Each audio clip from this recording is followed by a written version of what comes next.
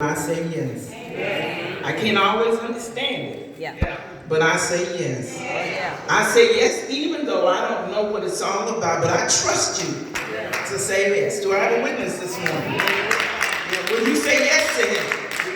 Yes to his will and his way. God bless you, praise dancers. To Bishop Adrian Lavelle, Bishop Wilson and his companion, to all the co-laborers in the gospel, praise singers, musicians, to you, my brothers and my sisters, good morning, good afternoon. There is a word from the Lord, and if you would go with me to the Gospel of Matthew, chapter 11, verses 28 through 30.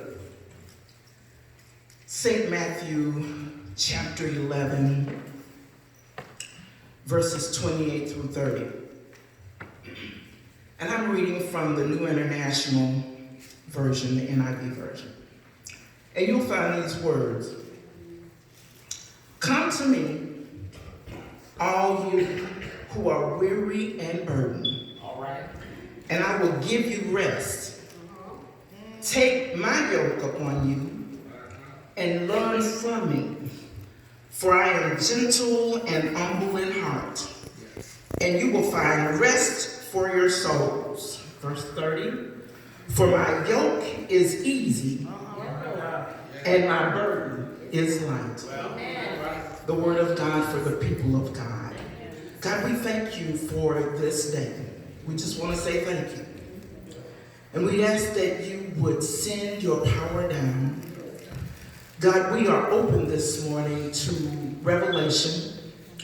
We're open to conviction. We're open to direction, God. So let us hear from you. Let the words of my mouth and the meditation of each of our hearts be acceptable in your sight. O Lord, our strength and our Redeemer. Amen. Amen. I'd like to talk with you for a few minutes from the topic, press pause.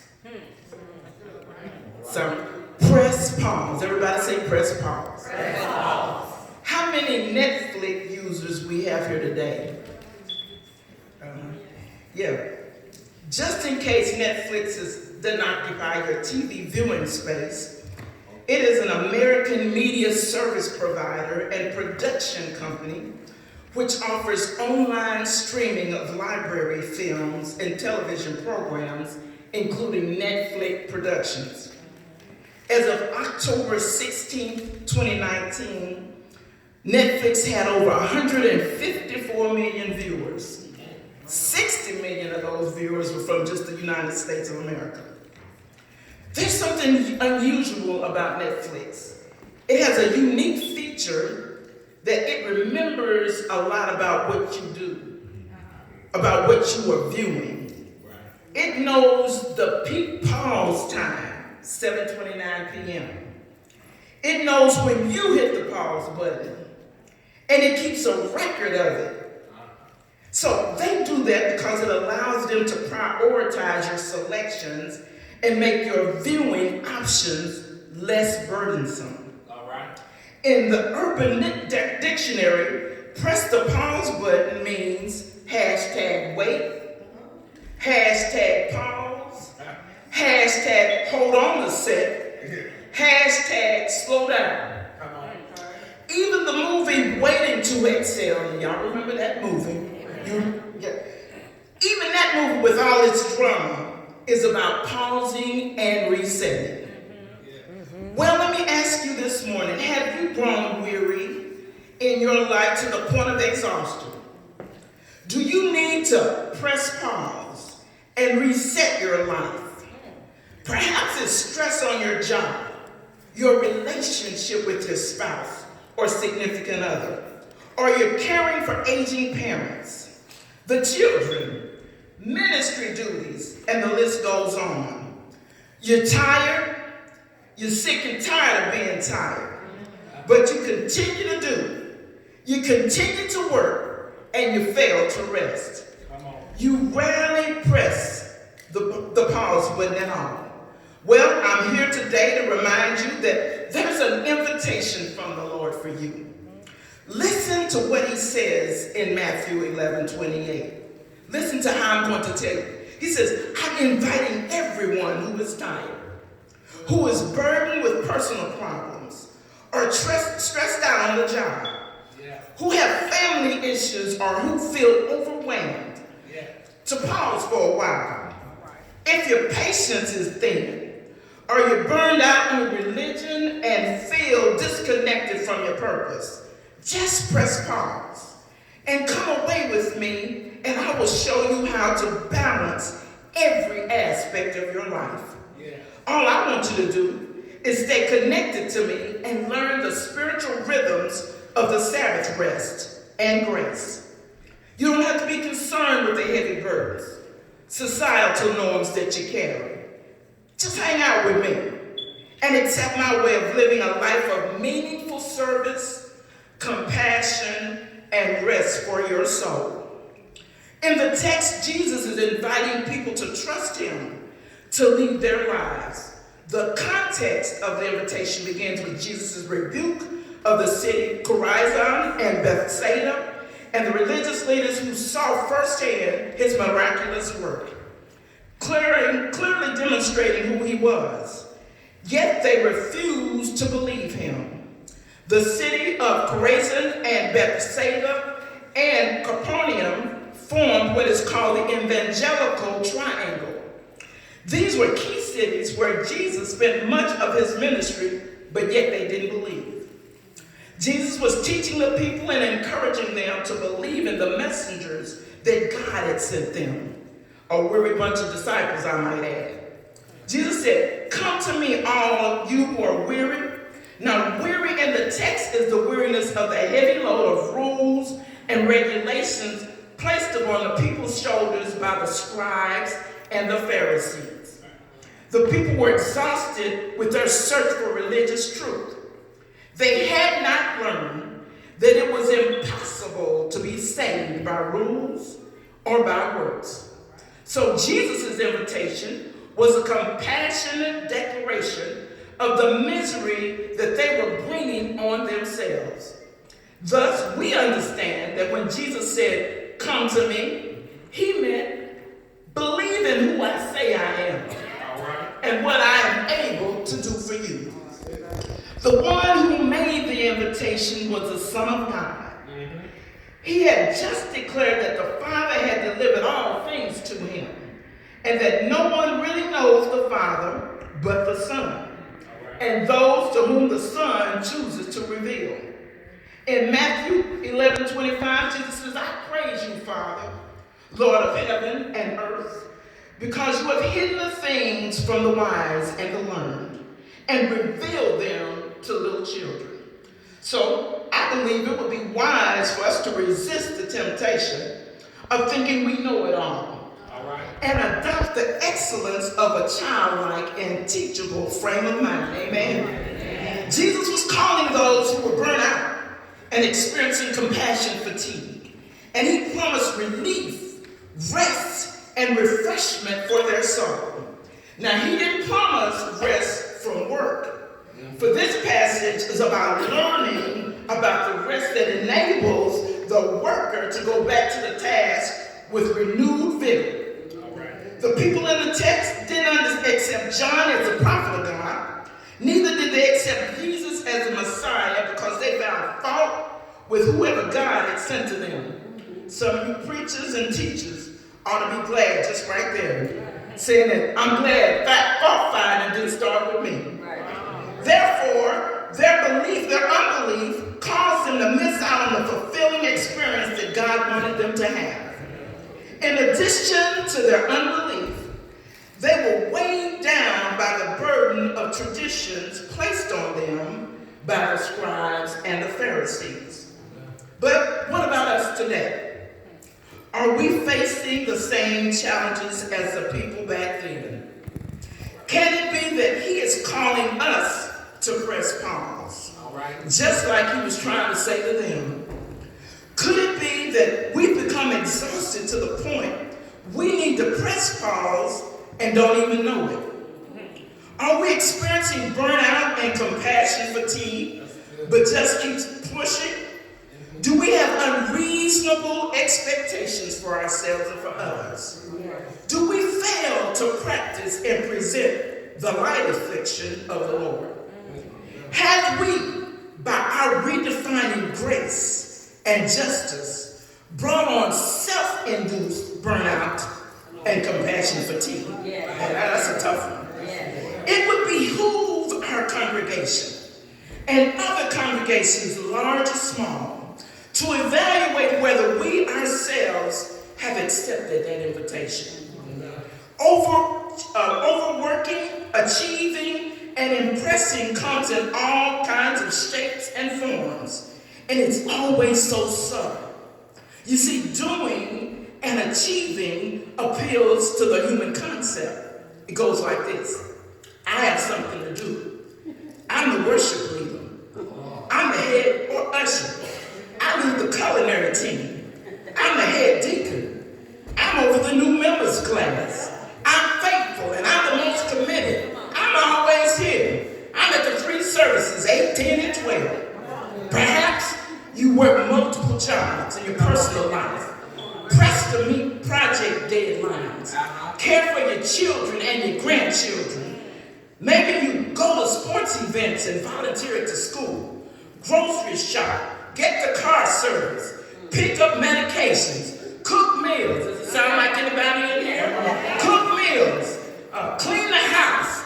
Facebook. Instagram. Minecraft. And the list goes on. Yeah, you've mastered multitasking on what we deemed as important, but may very well be doing what Dr. John Trent calls chasing skinny rabbits.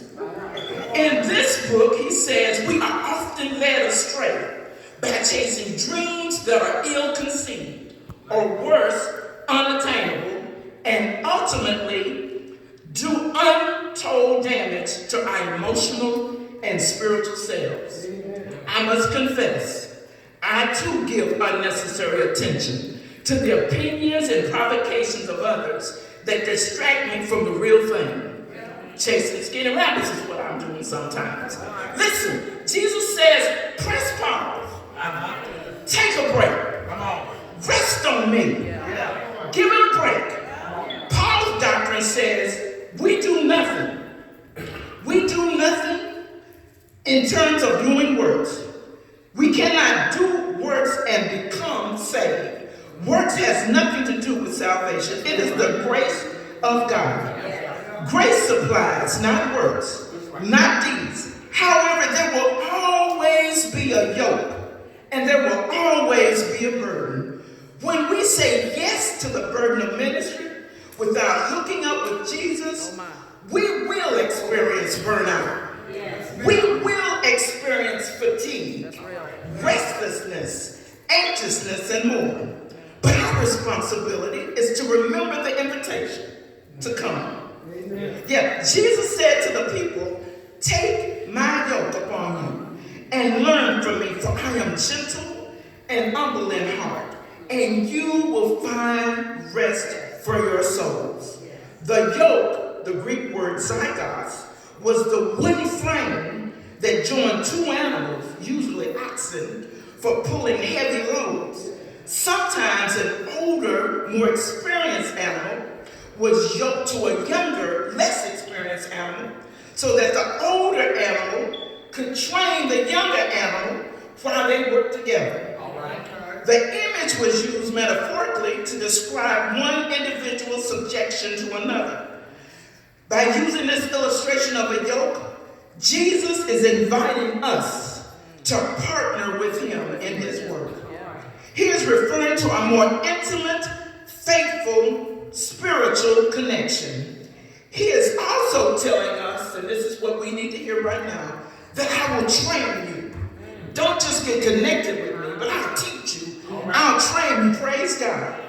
The word yoke was a technical term used in the context of teaching Judaism. Every rabbi had their own yoke.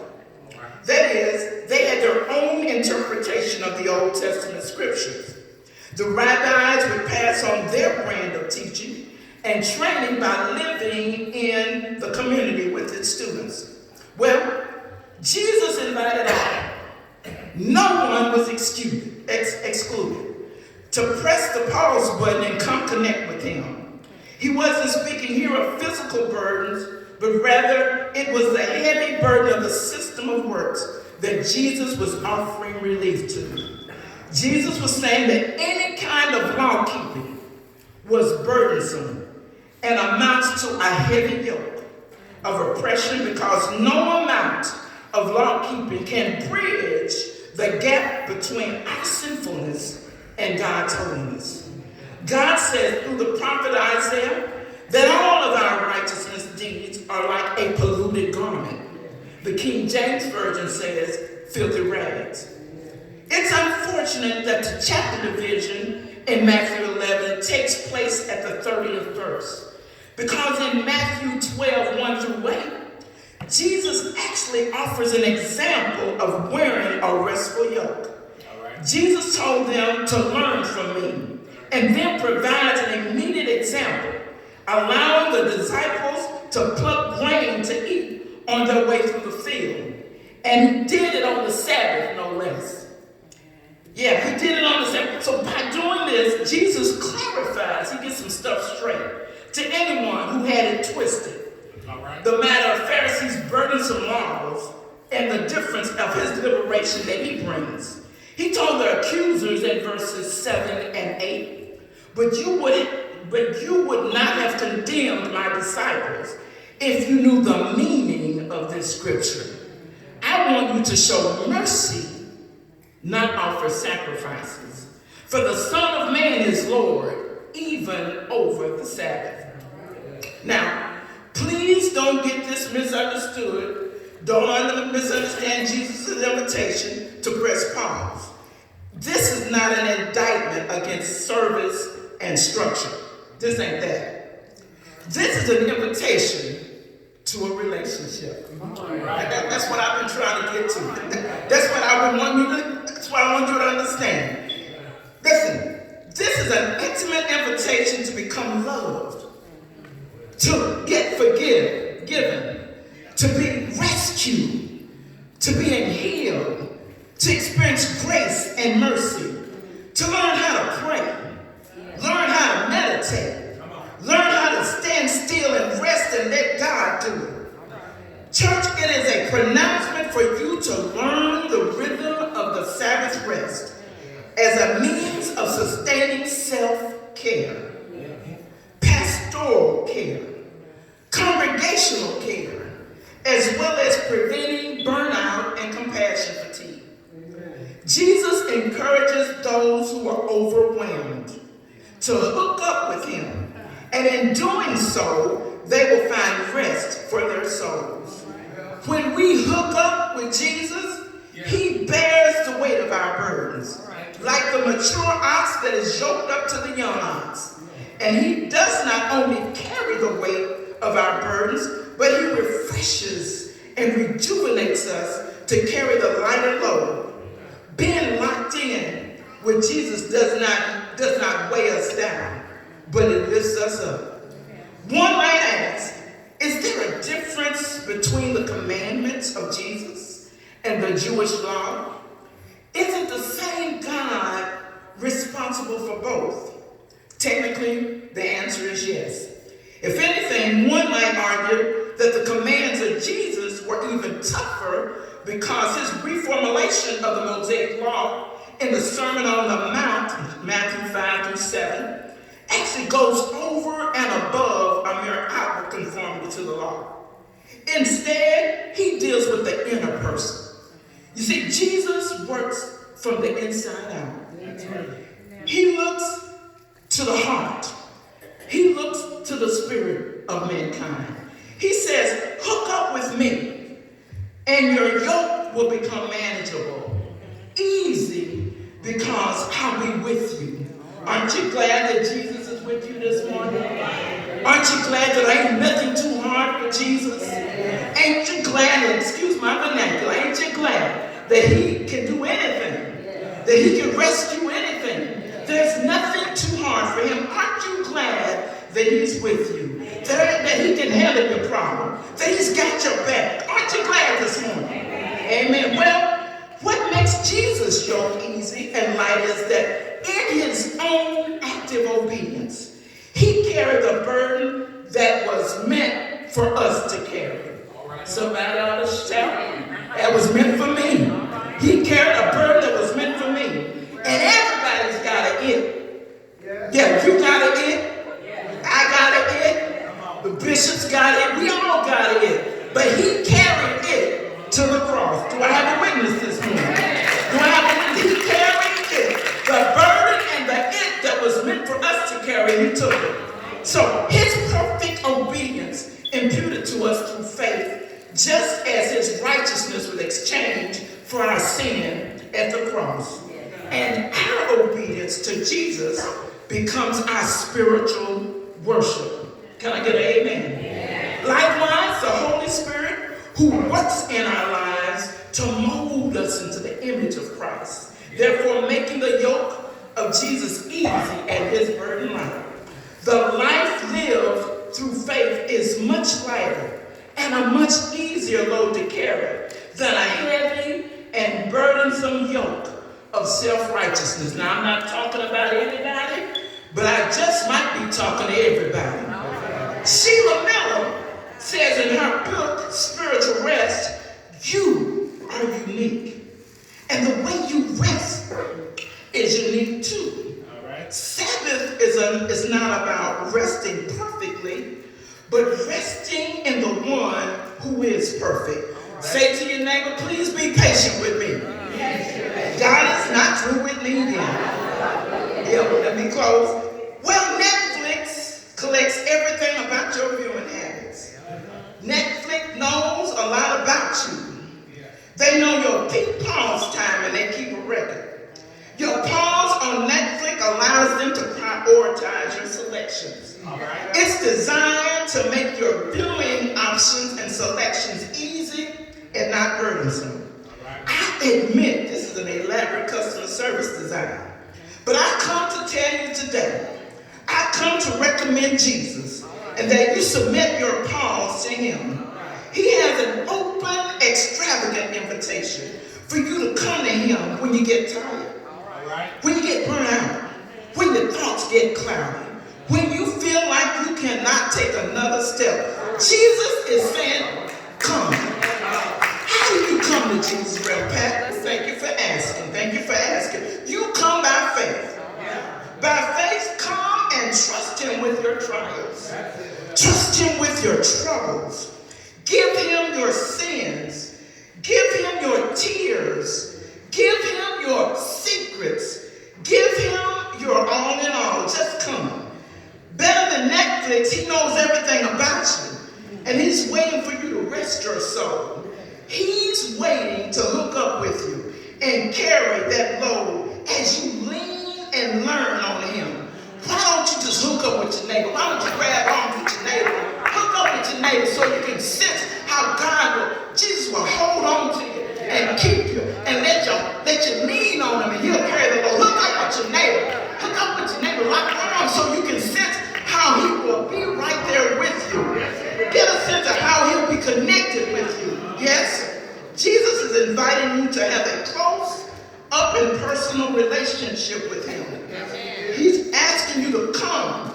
So don't worry. He won't unfriend you if you keep coming. You see, you don't have to get nervous about anything, and you can't get nervous, and you're not gonna get on his nerves, so he won't block you. He wants you to experience him to be easy and light. His invitation is designed to save, restore, reclaim, refresh, and rejuvenate. Throw your hands up in the air and shout thank you.